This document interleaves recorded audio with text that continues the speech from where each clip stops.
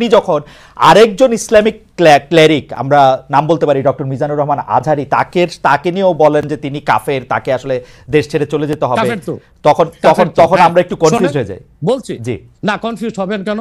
আপনি যার কথা বলেছেন সে কি বলেছিল আপনি দেখেছেন তার বক্তব্যগুলো? আমি দেখেছি, কিন্তু তার শোনেন কথা শোনেন। জি, তাকে বলুন, সে তো আমার ছাত্র, তাকে জিজ্ঞেস করুন।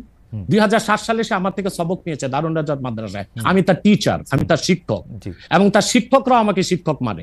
অতএব সে যদি, দেখুন আপনাকে পিছন থেকেই বলতে হচ্ছে, আপনি সময় দিতে হবে আমাকে। আপনি কিন্তু বসে আছেন একা, আমার কিন্তু কয়েক হাজার লোক বসে আছে আমার অপেক্ষায়, একটা শিডিউল প্রোগ্রাম আমি রেখে বসেছি আপনার এখানে। যেহেতু আপনার মাধ্যমে আমার মেসেজটা আমি অনেকের কাছে পৌঁছাতে পারবো। আপনি যে ব্যক্তির নাম নিয়েছেন, তাকে আপনি কি দিয়ে তাকে স্কলার বলবেন? লক্ষ লক্ষ লোক হলে স্কলার হয়? এটা কোনো কথা নয়। দ্বিতীয় কথা হচ্ছে, সে মুফতি নয়, ফতুয়া দেবার অধিকার রাখে মুফতি। স্কলার হওয়া এক জিনিস, ওয়াইজ হওয়া এক জিনিস, মুফতি হওয়া আরেক জিনিস। আমার কথা হচ্ছে, আমি কি গ্র্যান্ড মুফতি বাংলাদেশে? তা আমি বলছি না, এটা বলার অথরিটি আমার নেই, কিন্তু আমার ফতুয়াতে কলম বসাবার মতো 10টা মুফতি আপনি বের করে দেন। এখন অন্য মুফতিরা বলছে না কেন, সেটা একটা সাহসিকতার বিষয় আছে, সেটা আরো কোনো তাদের প্রতিবন্ধকতা থাকতে পারে। যেমন আপনি দেখেছেন আওয়ামী শাসনের সময় দেশের অনেক বড় বড় আলেম শেখ হাসিনার দালালি করেছে, তো তারা কি এমন কোন ফতোয়া দিবে যে সরকার বেকায়দায় পড়ে? এখন অনেক আলেম আছে যেটা বর্তমান সরকারের নির্লজ্জ সমর্থন করে যাচ্ছে, কিন্তু এই সরকার ক্ষমতা আসার পর থেকে আমি শরিয়ার কোরআন সুন্নাহর আলোকে যতটুকু সমালোচনা করা দরকার গঠনমূলক সমালোচনা করে যাচ্ছি। আর আমাদের মতো 2-4-10 জন যারা মিডিয়াতে আছে তারাই কিন্তু দেশের আলেম না। হাজার হাজার আলেম ওলামা পীর মাশায়েখ নীরবে নিভৃতে নির্জনে ইসলামের খেদমত করে যাচ্ছে, তাদের মতামতটাও দেখতে হবে। এখন যারা ফ্রন্টে চলে এসেছে, মিডিয়াতে চলে এসে সেলিব্রিটি হয়ে গেছে, তারাই কি বললো সেটা দেখার বিষয় না। আমাদের দ্বিতীয়, আমি এটি পরে আবার আপনার সাথে এটি নিয়ে নিশ্চয়ই কথা বলবো। আমরা জানতে চাই যে আপনি 21শে ফেব্রুয়ারি শুক্রবার আপনি বলেছেন বাক স্বাধীনতার দোহাই দিয়ে যারা কোরআন সুন্নাহ বিরোধী কথা বলবে তাদের বিরুদ্ধে আমাদের হাতের স্বাধীনতাও চালু করে দেব। এটা আসলে আপনি কি মিন করেছেন? এবং একই সাথে আপনি বলেছেন যে জনাব ফরহাদ মাজার, জনাব সলিমুল্লাহ খান, জনাব সোহেল হাসান গালিব এবং জনাব রাখাল রাহা সহ এদেরকে আসলে হত্যা বা চরম শাস্তি দিতে হবে, এটা দিয়ে আসলে আপনি কি বুঝাতে চান? না, আপনি হয়তোবা আমার বক্তব্য পুরাটা ভালো করে বুঝেননি। আমি আপনাকে উত্তর দিচ্ছি, তারপর আপনার কাছে আমার একটা প্রশ্ন আছে, উত্তর দিবেন বলে আশা করি।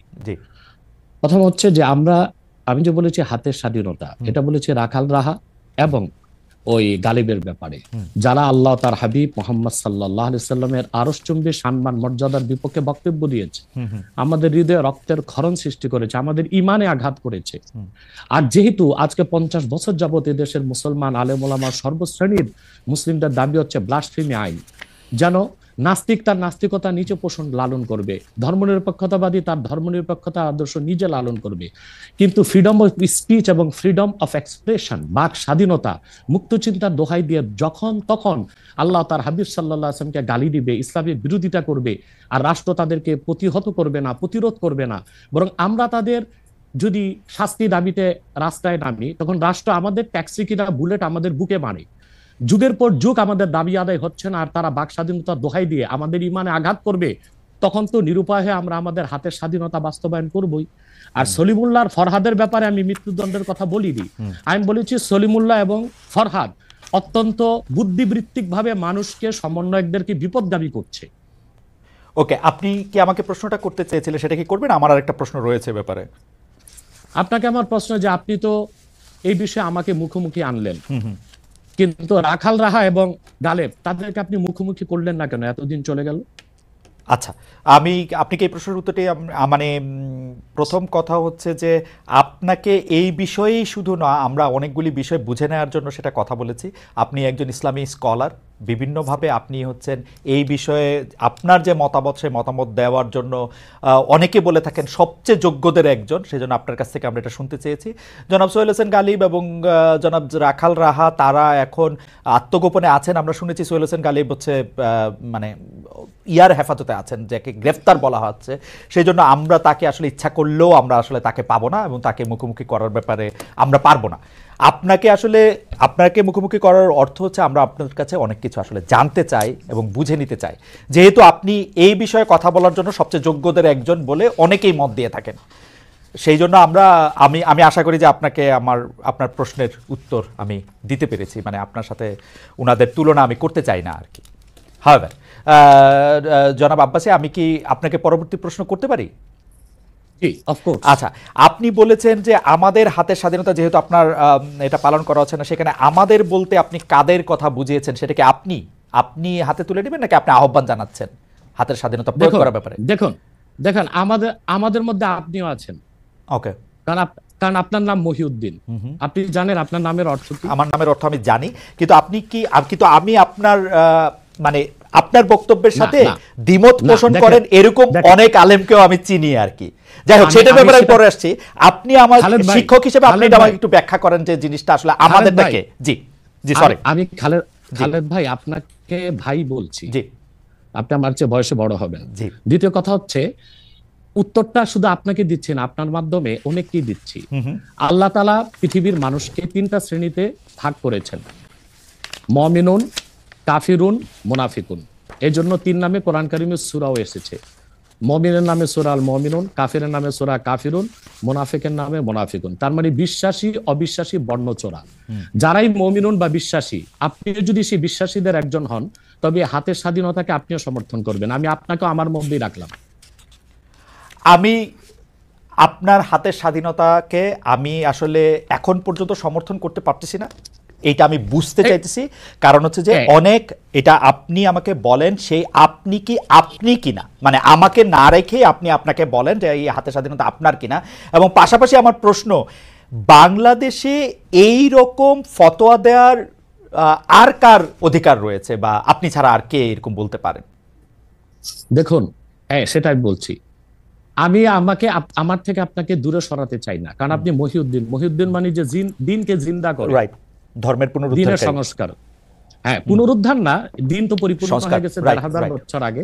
অর্থাৎ ধর্মের পক্ষে যে কাজ করে, দিনের মৌলিক বিধানগুলোকে বাস্তবায়নে যে সচেষ্ট, সেজন্য আপনি আমার মধ্যে, যদি আপনার নাম আর আপনার কাজে ভিন্ন হয়, তাহলে আপনি কিন্তু দুঃখ নিবেন না, মুনাফিক বা বর্ণচোরাদের অন্তর্ভুক্ত হন। যেহেতু আপনি মহিউদ্দিন এবং আপনি একজন মুসলিম পরিচয় দিচ্ছেন, এটা সকল মুসলিমদের পক্ষ থেকে আমার ফতোয়া। কেন, সেটা আমি ব্যাখ্যা করে দিচ্ছি।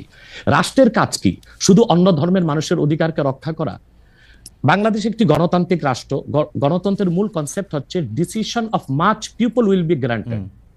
এদেশে সকল মুসলমানই মুরতাদের শাস্তি, মৃত্যুদণ্ড চায়। একটা ক্ষেত্রে আমাদের আলেম ওলামাদের মধ্যে কিছু মতভেদ আছে, সেটা হচ্ছে যে মুরতাদকে তওবা করার সুযোগ দেওয়া হবে কিনা। কিন্তু 4 মাযহাবে 3 মাযহাবের মতে মুরতাদদেরকে তওবার সুযোগ দেওয়া হবে, 4 মাযহাব মতে। কিন্তু মুরতাদদের মধ্যে যারা শাতেম, তাদের বিষয়টা ভিন্ন। শাতেম হচ্ছে আল্লাহ ও তার হাবিবকে যারা গালি দেয়, তারা শাতেম। তাদের ক্ষেত্রে শাফি, মালিকি, হাম্বলি 3 মাযহাব এবং হানাফি পূর্ববর্তী রয় পরবর্তী ফকিহদের মতে যে তাদের তওবা কবুল করা হবে না এবং তাদের মৃত্যুদণ্ড কার্যকর করা হবে। কার্যকর করবে কে? একটা শরিয়া রাষ্ট্র। যেহেতু বাংলাদেশ একটি শরিয়া রাষ্ট্র নয় এবং এখানে মুসলমানদের মৌলিক কোন অধিকারই রক্ষা করা হচ্ছে না। দেখুন, আপনি দাউদ হায়দার এদেশে সে শাতেম ছিল, আল্লাহ তার হাবিব সাল্লাল্লাহু আলাইহি ওয়াসাল্লামের সামনে গালি দিয়েছিল। তখন এদেশের তখন যে সরকার ছিল, তারা তাকে জামায়াতদের বিদেশ পাঠিয়ে দিয়েছে। একই অবস্থা তাসলিমা নাসরিন, যখন প্রচুর বই লিখেছে এবং আল্লাহ তার হাবিবকে গালি দিয়েছে, আম্মাজান আয়েশা রাদিয়াল্লাহু তাআলা আনহার চরিত্র নিয়ে কথা বলেছে, তখন তৎকালীন সরকার তাকে সম্পূর্ণ নিরাপত্তা দিয়ে, তার সিকিউরিটি থ্রেট যেন না থাকে, তাকে বিদেশ পাঠিয়ে দিয়েছে। আর তখন আন্দোলন করে প্রচুর লোক বাংলাদেশে শহীদ হয়েছিল। এরপরে আপনারা দেখেছেন যে 13 সালে যখন শাহবাগ চত্বর হলো, শাহবাগ চত্বরটা কেন হয়েছিল? সেটা কি হয়েছিল ইসলামকে আঘাত করার জন্য, না যুদ্ধাপরাধীদের শাস্তির দাবিতে? কিন্তু যুদ্ধাপরাধীদের শাস্তির দাবিতে যে ব্লগাররা যা খুশি তা করলো, আল্লাহ তার হাবিব সাল্লাল্লাহু আলাইহি ওয়াসাল্লামকে গালি দিল, ইসলামকে আঘাত করলো, তখন যে সরকার ছিল তাদেরকে সুতি প্রতিরোধ করতে পারত। তারই ধারাবাহিকতায় 2013 সালের 5ই মে শাপলা চত্বরে আমরা আন্দোলনে নামলাম। সবাই ছিল সহনশীল, শিথিল পন্থা একটা আন্দোলন হয়েছিল। কিন্তু কি যে জেনোসাইড বা গণহত্যাটা করা হয়েছে, আমি তো উপস্থিত ছিলাম সেখানে, আমি তো প্রত্যক্ষ সাক্ষী। তো এভাবে আমাদের ট্যাক্সে, আমাদের ভ্যাটে অধিক সংখ্যক জনগণের ম্যান্ডেট নিয়ে সরকার আপনি কিন্তু আমার প্রশ্নটা আমি জানি না, মানে আমি আপনার প্রশ্নটা বুঝাইতে পারতেছি কিনা। দিচ্ছি, বুঝাইতে পারছি। আচ্ছা জি স্যার, বলেন। শাতেমদেরকে সরকার পৃষ্ঠপোষকতা দিবে, কোনো শাস্তি নির্ধারণ করবে না, তখন তো আমরা আমাদের আইনকে হাতে তুলে নিতেই হবে, আমাদের তো আর করার কিছু থাকে না। স্যার এই আইনকে যে হাতে তুলে নেবেন, এই জনটা কি আপনি কোনো বিচার কি তার বিচার করবেন? কারণ আমরা ইসলামিক স্কলারদের কাছেই শুনছি যে তার বিচারকরা তার বিচার করবেন, বিচার করার পরে তার এটার মধ্যে এটা হবে, কিন্তু আপনি বলছেন আইন আপনি হাতে তুলে নেবেন। সেইটা মানে আমি আমি আমি প্রশ্নটা কি করে করব ডক্টর আব্বাস, আমি জানি না, মানে এইটার জন্য আপনি যে ফিটেস্ট লোক এটা আপনি কিভাবে জানেন, মানে এবং আর কে আসে এরকম? দেখুন, তার প্রথম জবাব হচ্ছে উত্তর গেটে আপনি দেখেছিলেন আমি একা ছিলাম না, উত্তর গেটে জনসমুদ্র হয়ে গিয়েছিল এবং সেখানে হেফাজতের শীর্ষ নেতা মীর ইদ্রিস নদভী সাহেব ছিলেন, অসংখ্য আলেম ওলামা ছিল। আমার ফতোয়াটা তারা সবাই সমর্থন করেছে, অতএব এই ফতোয়া আমি একা নই। আপনি যে স্কলারদের কথা বলছেন আদৌ কি তারা স্কলার কিনা এবং জনগণের আস্থা আছে কিনা সেটা একটা দেখার বিষয়। তাহলে তো আমি বলবো আমার মত ঠিক কিনা তার যদি অন্য স্কলাররা দ্বিমত পোষণ করে, আপনার টেবিলে তাদেরকে ডাকুন, আমার সাথে ডিবেটে আসুক। আমাকে ইসলাম এই অধিকার দিয়েছে। আপনি তো এর আগে অনেক মানে আমরা কোথায় কনফিউজড হই স্যার, আমরা যারা আপনার মতো এত এই মানের আলেম না, কিন্তু অন্য আলেমদের মুখে